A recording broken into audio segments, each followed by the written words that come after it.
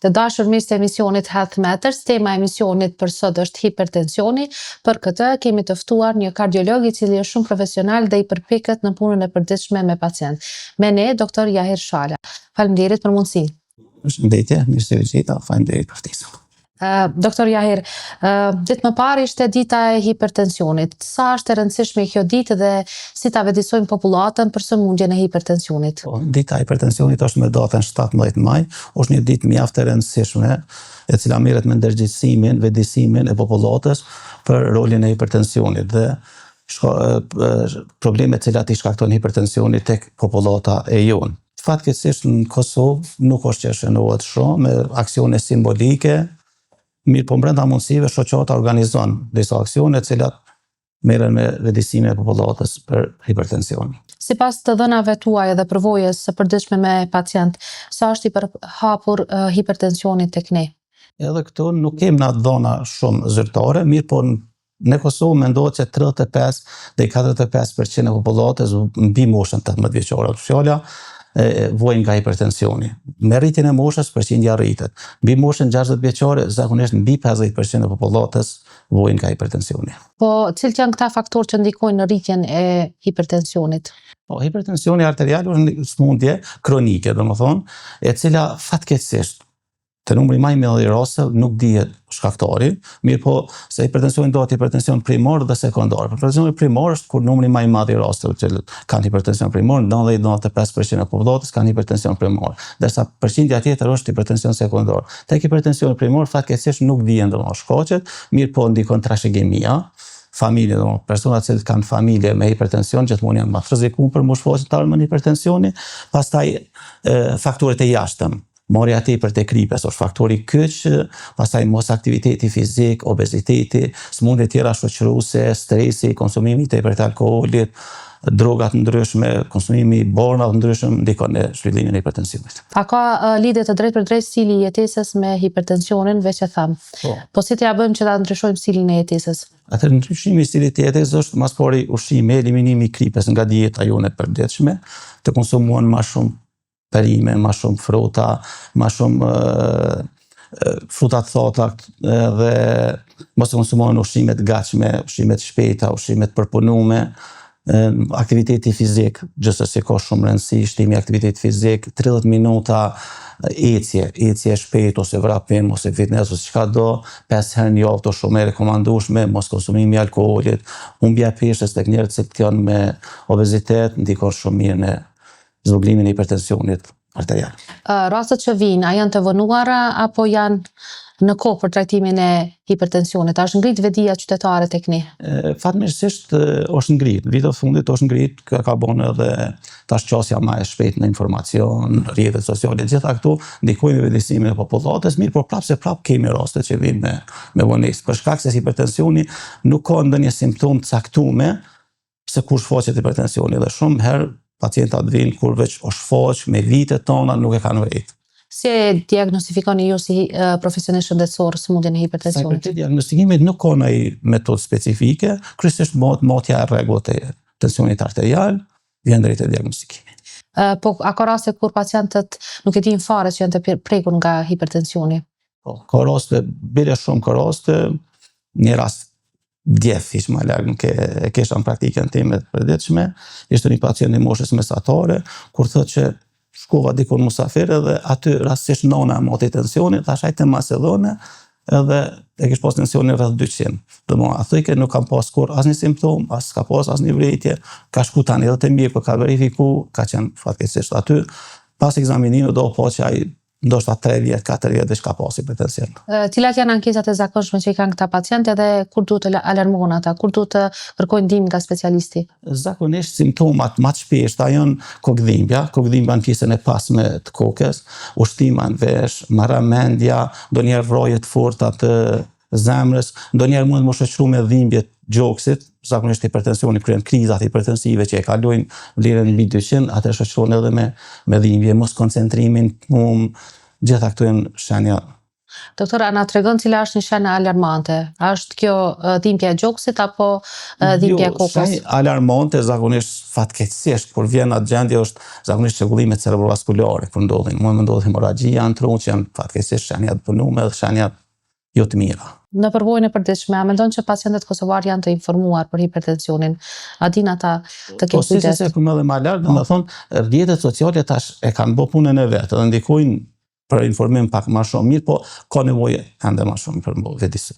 A ka ndryshuar çësia terapeutike ndaj hipertensionit në vitin e fundit në botën që po jetojmë? Fatmirësisht ndryshon çdo vit.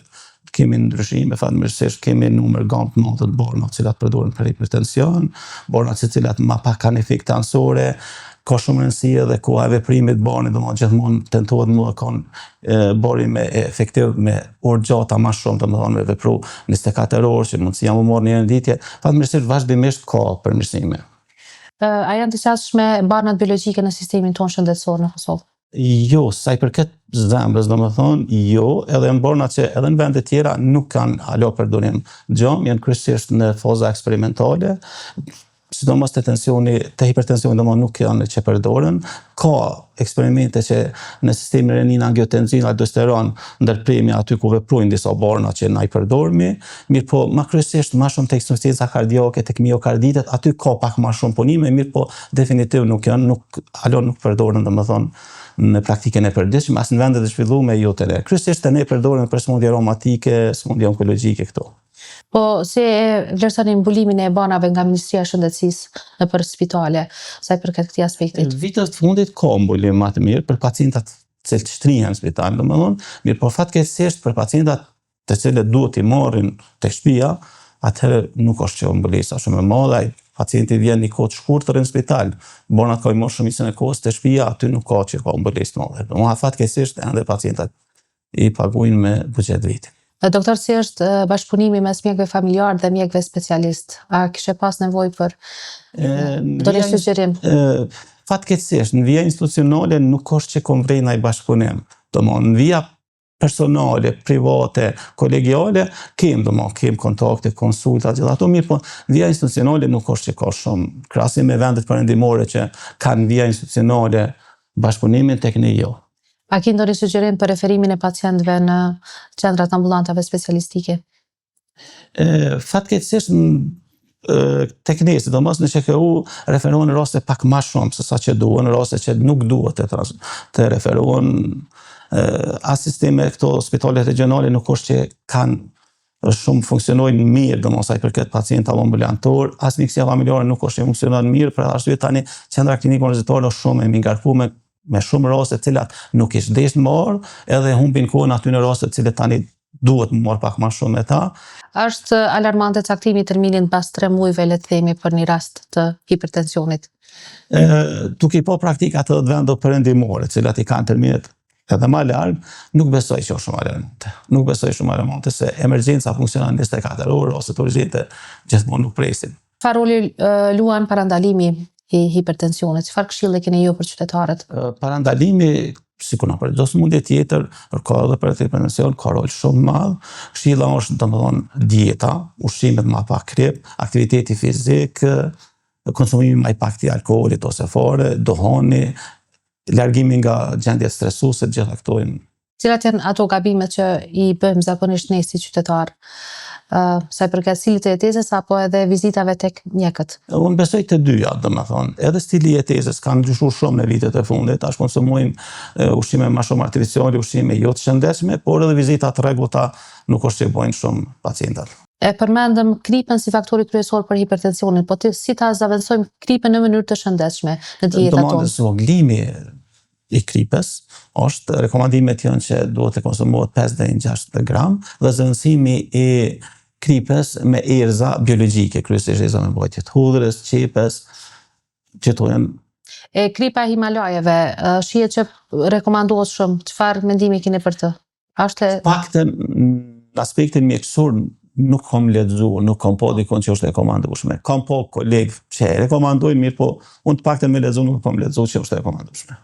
E përmendëm edhe aktivitetin sportiv. A mjafton vetëm ecja apo Duhet shtuar edhe ndonjë aktivitet tjetër? Sipas shumë studimeve të viteve të fundit, domethënë ecja 30 minutë është e mjaftueshme. Mirë po, ecja shpejt, vrapi, fitnessi, gjitha këtu gjithmonë janë pozitive. Mirë po, edhe ecja 5 herë në javë është e mjaftueshme. Sa është e vërtetë që stresi emocional e rrit hipertensionin? Po, stresi e rrit hipertensionin, stresi vepron në dy mënyra, se pacientat cilët janë zakonisht ndikimin e stresit, kemi prodhimin më shumë të adrenalinës dhe kortizolit të ta, cilët nga shkaktojnë ngushtim të anëve të gjakut dhe si pasojë rritet hipertensioni. Kjo është direkt, veprimi direkt i stresit në hipertension, ndërsa veprimi indirekt apo i tërthort është se pacientat cilët janë me stres zakonisht nuk ushqihen si duhen, konsumojnë më shumë ushqim se sa që duhet, konsumojnë alkool më shumë se që duhet, nuk e bojnë gjumin, nuk bojnë aktivitet, edhe gjitha këtu ndikojnë në mënyrë tërthort për shfaqjen e hipertensionit. Doktor, po si ta përballojmë stresin?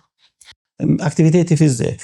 Lufta më e mirë kundër stresit është aktiviteti fizik. Edhe largimi prej gjendjeve të cilat e shkaktojnë stresin. Po pirja e duhanit edhe alkooli, si ndikojnë këto në Edhe hipertension? pirja e duhanit edhe pirja ndikojnë në hipertension. Ndikojnë direkt në murin e anëve të gjakut, si pasojë e cila vjen drejt ngushtimi i anëve të gjakut dhe rritet shkaktohet hipertensioni. A ke vrejt në përvojën profesionale ndonjë dallim mes burrave apo grave sa i përket sëmundjes së hipertensionit? Po. Zakonisht, Si të sëmurën më shumë? Zakonisht gjenia mashkullore është numër më i madh. Gjenia femërore, derisa janë në fazën deri në menopauzë, prodhimi i estrogenit do të ndikon shumë mirë në mbrojtjen nga shumica e sëmundjeve kardiovaskulare, e sidomos edhe nga hipertensioni. Pas menopauzës kemi rritje pak më shumë, edhe nganjëherë shumë studime e thonë që kalohet, domethënë, më shumë kemi femra se sa më shkoj që smunden për hipertension, mirë po sidomos mosha mesatare, domethënë gjenia mashkullore mbi zatron. Sa është i rëndësishëm gjumi tek këta pacientë që kanë të lashe me hipertension? Gjumi i rregullt, jo vetëm të hipertensionit, teksa të sëmundjeve tjera kardiovaskulare është shumë i rëndësishëm. Për fund, cili është mesazhi juaj në luftimin e hipertensionit? Mesazhi është vetëdijsimi më shumë i popullatës, ndryshimi i stilit jetesës, konsumimi më pak i krip, aktiviteti fizik, matja e rregullt e tensionit arterial, por jo dhe shumë e shpesht, se tani bëhet edhe aspekti psiqik ndikon jo mirë, edhe vizita të rregullta te kardiologu. Doktor, të falenderoj shumë për këto këshilla kaq profesionale. Faleminderit për juve. Ishte kënaqësi.